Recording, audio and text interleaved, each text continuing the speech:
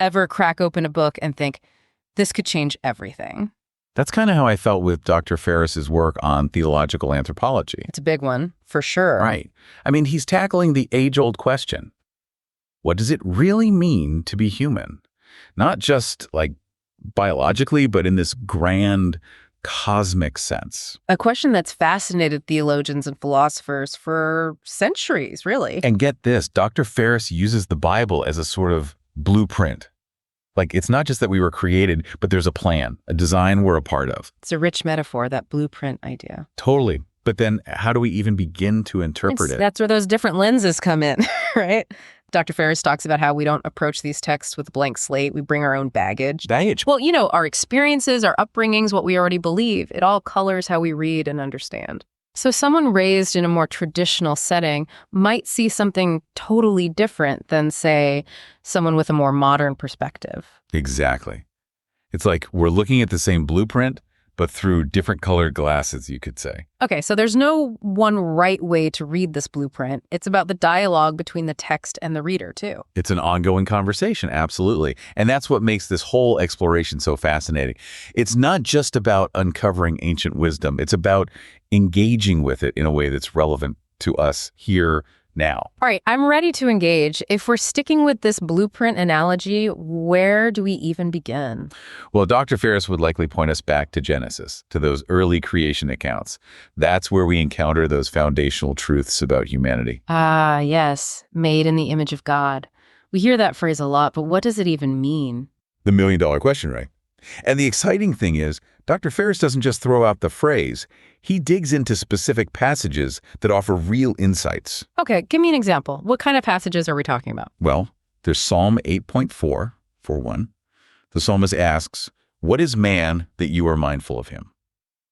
It's this beautiful expression of wonder, Like, why are we the ones God chose to create out of everything? Right. The vastness of the universe, and yet here we are, the focus of God's attention. It's mind-blowing when you actually stop to think about it. But does it answer the question, what is this image of God? It might not give us a concrete definition, no, but it highlights something crucial. Our significance. We matter. Okay, I can get behind that. Yeah. So less about defining the image and more about understanding our place within it. Exactly. And that theme, it continues to unfold as we journey through Scripture. Dr. Ferris also points to Psalm 139.13. I praise you because I am fearfully and wonderfully made. Chills. Every time it's like we hold this incredible tension, a little lower than the angels, but capable of reflecting something so much bigger. The finite and the infinite, all wrapped up in this thing we call being human. It's no wonder we're still trying to figure it all out. So we're fearfully and wonderfully made, reflecting this divine image. But then how do we actually live that out? I mean, what does it look like day to day, being an image bearer? Well, that's where it gets really interesting. Dr. Ferris talks about this kind of push and pull, this rhythm that runs through the whole human story. Yep. Yeah, it's like this constant tension between our created goodness, that image we're talking about, and then, well, the reality of our brokenness. You mean like we mess up, we don't always get it right? Exactly. It's like that classic story of Adam and Eve. Yeah. Paradise right there in front of them, but they chose to disobey. And we're still dealing with the consequences. So does that mean we're somehow damaged as image bearers, like inherently flawed? Now, that's a big question. And this is where Dr. Ferris really challenges us. He's saying that this capacity for both good and evil, it's not a bug, it's a feature. It's part of what makes us human.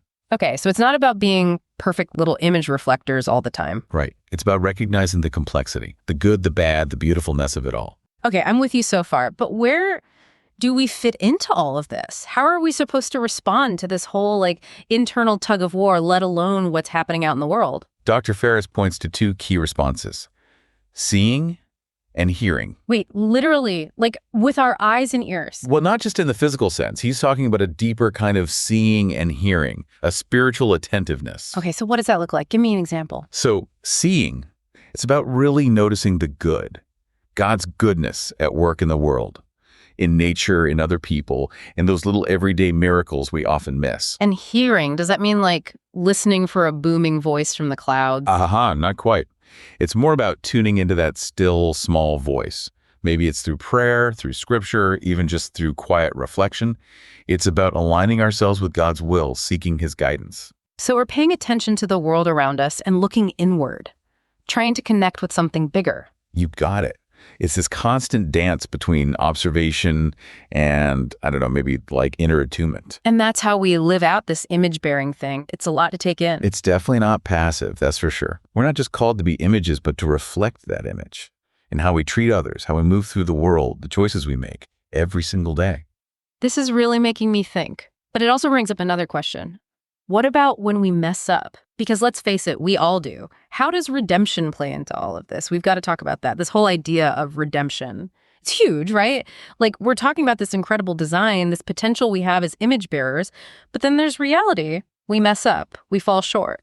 So where does that leave us? Well, that's where Dr. Ferris's insights get really powerful, I think. Because he reminds us that redemption, it's not about hitting some cosmic reset button. Not about erasing all our mistakes. No. It's about restoring our ability to really see, to hear, to reconnect with that image within us that maybe has gotten a little, I don't know, dusty. Okay, I like that. Dusty. So it's like we get a second chance, a chance to realign ourselves with that original blueprint. It's even bigger than that, though.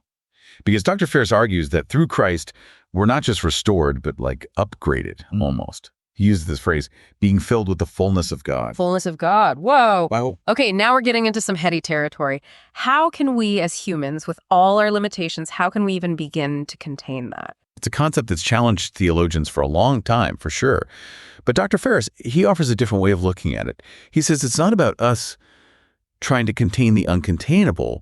It's more about letting go. Letting go. Yeah, like surrendering to this process of transformation, letting God's grace work in us, shape us. So less about us reaching up and more about Him reaching down. Exactly. It's recognizing that our humanity, it's not something we perfect on our own. It's a canvas, you could say, for God's grace. Yeah. And as we open ourselves up to that, that's when we become, well, more fully human, more fully reflecting that image we were created for. This is pretty mind-blowing stuff. It's like we've gone from reading the blueprint to actually experiencing the construction, you know? We're caught up in it, this incredible dance between our humanity and God's grace. But if you had to leave our listeners with just one thing to chew on, what would it be? What's the takeaway here? I think the question Dr. Ferris would want us to wrestle with is this. If being human means reflecting God's image, participating in His divine nature, what does that look like in our everyday lives? Not just in theory, but practically, in our relationships, our work, the choices we make. It's like He's holding up a mirror, right? Making us really look at ourselves and say, okay, what does it really mean to live this out? To be an image bearer in a world that's constantly telling us who we should be. It's a lifelong exploration, for sure. But I think with each step, with each choice, we have this incredible opportunity to more fully live out that potential that's woven into who we are. This deep dive has given me a lot to think about, that's for sure. And to everyone listening, keep those questions swirling around, keep exploring. Thanks for joining us for this deep dive into what it means to be human.